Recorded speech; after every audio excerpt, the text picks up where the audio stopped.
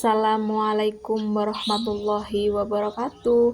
Hai bunda-bunda, hai mami-mami, teman-temanku semua, kembali lagi ya di YouTube channel aku, Fitri Zakia. Ini tuh habis subuh gitu ya teman-teman, sekitar jam 5. Tadi masih gelap kan di luar. Nah ini aku lihatin bagian ruang tamu aku, ruang tengah itu agak lumayan berantakan gitu. Aku mau kasih tips ke kalian ya teman-teman. Nah ini untuk kamar juga ya berantakan juga teman-teman, tapi nggak terlalu ya. Aku akan kasih tips ke kalian, tips sederhana aja ya teman-teman, supaya rumah kita tuh selalu bersih dan rapi.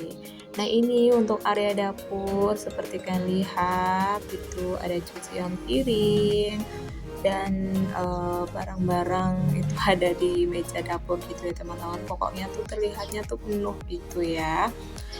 Nah ini aku mau kasih tips ke kalian. Untuk yang pertama, biar rumah kita tuh selalu rapi dan bersih gitu ya teman-teman, kita tuh harus niat banget gitu ya teman-teman. Niat kita tuh harus tekad bulat gitu ya teman-teman, harus kuat gitu niat kita untuk bersihin rumah kita. Apalagi kalau udah berantakan gitu ya, terkadang jadi males gitu. Pokoknya niat kita tuh harus kuat buat bersihin rumah kita. Nah, untuk tips yang kedua, kita harus kerjain mana dulu gitu ya teman-teman, ruangan yang menurut kita tuh paling gampang gitu untuk dikerjain dan paling utama gitu ya teman-teman menurut kita. Nah kalau untuk aku itu, aku biasanya pertama kali tuh dapur ya teman-teman. Aku tuh pertama kali pasti dapur yang aku bersihin, apalagi kalau banyak cucian piring kayak gini, pasti aku langsung gercep ke dapur untuk cuci piring gitu. Pokoknya kalau kita pengen rumah kita tuh terlihat rapi, bersih, cucian piring tuh harus kosong gitu ya teman-teman ya, jangan kita biarin menumpuk gitu. Dilihatnya juga nggak enak, terkadang kita lihat aja itu udah males gitu ya teman-teman. Kalau udah menumpuk itu alhasil kita mager gitu ya. Nah ini aku cuci-cuci piringnya dulu, nanti aku lanjutin buat masak air, masak nasi, terus beberes dapur ini. Ini dapur aku itu kan sempit ya teman-teman, jadi aku tuh jangan sampai menyimpan barang banyak gitu ya di dapur ini, karena dapur aku yang super minimalis gitu ya teman-teman. Jadi sebisa mungkin gitu ya, barang-barang tuh jangan terlalu banyak yang ada di atas meja dapur. Itu tips juga ya teman-teman. Nah ini jangan lupa untuk sinknya juga dibersihkan teman-teman. Nah terkadang kan kalau kita lihat rumah berantakan, kita jadi males gitu ya, mager, kita bingung mau bersihinnya tuh dari mana dulu gitu ya, karena saking berantakannya rumah kita gitu. Tapi kalau tips dari aku, kita kerjain dulu tuh bagian yang paling mudah kita kerjain gitu ya teman-teman menurut kita. Untuk versi masing-masing orang kan berbeda ya teman-teman. Terkadang kan ada seseorang itu bersihinnya tuh mulai dari ruang tamu, atau mulai dari kamar dulu, atau dari ruang TV. Ada juga yang dari kamar mandi gitu ya teman-teman. Kalau aku aku tuh dari dapur dulu gitu ya teman-teman ya. Nah, ini untuk dinding-dindingnya juga jangan lupa ya teman-teman, kita lap-lap juga. Karena kan terkadang cipratan minyak itu banyak ya teman-teman, lari kemana-mana gitu ya.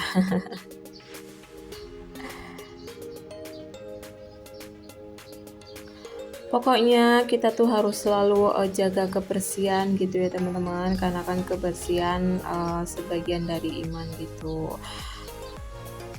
Apalagi kalau dapur bersih, kita tuh kan masak-masak gitu jadi nyaman gitu ya teman-teman. Kalau udah bersih, rapi, dipandang juga enak, masaknya juga nyaman gitu. Nah, lanjut setelah selesai aku bersihin area dapur, nggak lupa ya teman-teman untuk jendelanya kita buka biar sirkulasi udaranya itu berganti gitu ya teman-teman ya. Apalagi kan ini pagi gitu ya, udara pagi tuh segar. Nah, itu tuh udah mulai terang gitu ya teman-teman di luar. Ini udah sekitar jam setengah 6 gitu ya teman-teman ya. Setelah tadi aku uprek di dapur teman-teman, tahu-tahu udah terang aja ya di luar. Nah, ini lanjut aku beresin area kamar ya teman-teman. Ini aku bersihin area kamarnya seperti ini aja. Untuk tips yang berikutnya, usahakan untuk di area kamar gitu jangan terlalu banyak barang ya teman-teman yang numpuk gitu. Terus jangan biarin pakaian atau apapun gitu ya yang berserakan di kasur kayak gini. Kayak tadi aku ada baju beberapa itu ya, baju tidur yang aku pakai buat tidur ya teman-teman. Nah, itu aku cuci aja. Pokoknya jangan sampai baju berserakan di tempat tidur gitu ya teman-teman. Jadi terlihatnya tuh kotor gitu, nggak rapi. Nah, selanjutnya ini aku bersihin area tengah ya teman-teman. Tips yang selanjutnya, pokoknya kita usahakan jangan banyak barang-barang ya teman-teman di ruangan kita gitu ya teman-teman. Kalau untuk rumah aku, alhamdulillahnya tuh belum banyak barang ya teman-teman, jadi terlihatnya nggak terlalu apa ya, sumpek gitu ya teman-teman ya. Terkadang kan kalau banyak barang gitu ya di ruangan kita, di ruang tamu ataupun di ruang tengah gitu, rasanya tuh kayak sumpek gitu ya teman-teman ya, ruangan itu penuh gitu ya, penuh dengan barang. Nah, ini jangan lupa ya teman-teman untuk dilap-lap untuk mejanya, area TV-nya, mejanya, terkadang kan banyak debu gitu ya teman-teman. Tadi aku lap-lap pakai tisu. Nah, ini lanjut karena nanti mau aku pel ya teman-teman. Ini kasurnya tuh aku mau gulung aja.